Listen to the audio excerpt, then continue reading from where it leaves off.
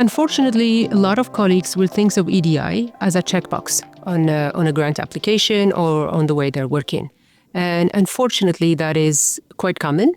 And I think it comes from ignorance more than anything else. And then I go back again to actually the professional development that goes beyond just I am an optimist. I believe that people, when they actually really, when we raise their awareness with how important this is, that it will become part of how they do work.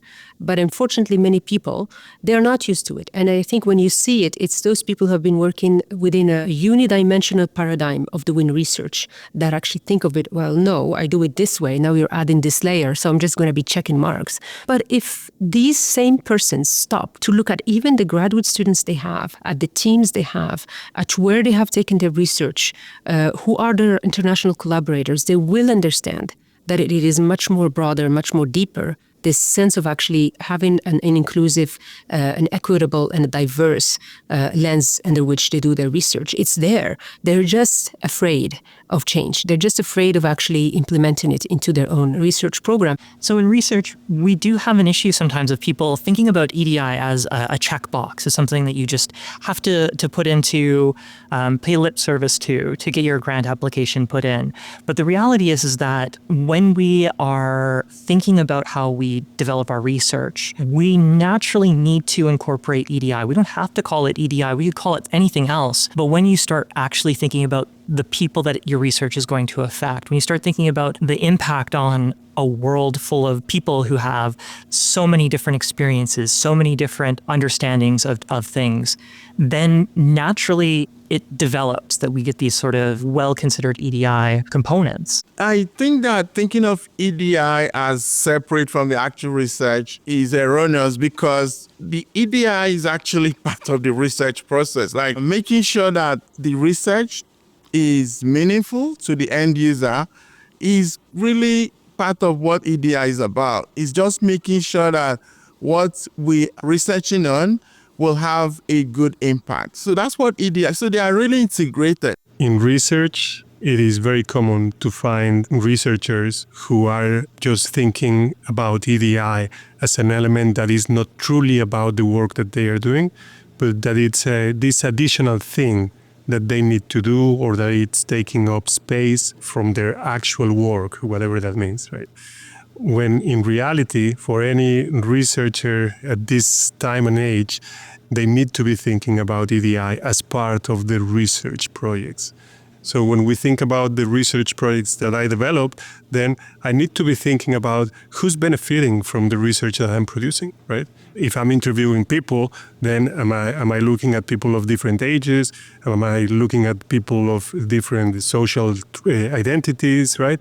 So all these elements for me to produce research that is truly valid and that it truly benefits broader populations, then we need to be asking these questions.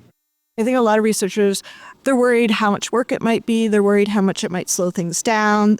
They're worried about having to change things they don't want to change.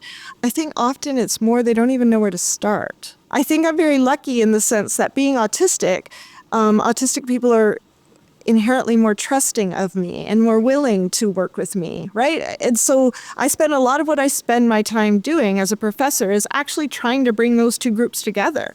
So trying to train the autistic people to understand what research is so that they can evaluate the opportunities that they're offered and figure out which ones might be safe and which ones might not be. On the other end, I spend a lot of times trying to train profs, and here's how you would set it up, and here's how you're going to write it into your grant, and here's how you're going to fund it. And oh, by the way, meaningful compensation for community partners is also publications. So consider that when you're looking at your budget. It's not only money, it's also the opportunity to be able to publish in some cases.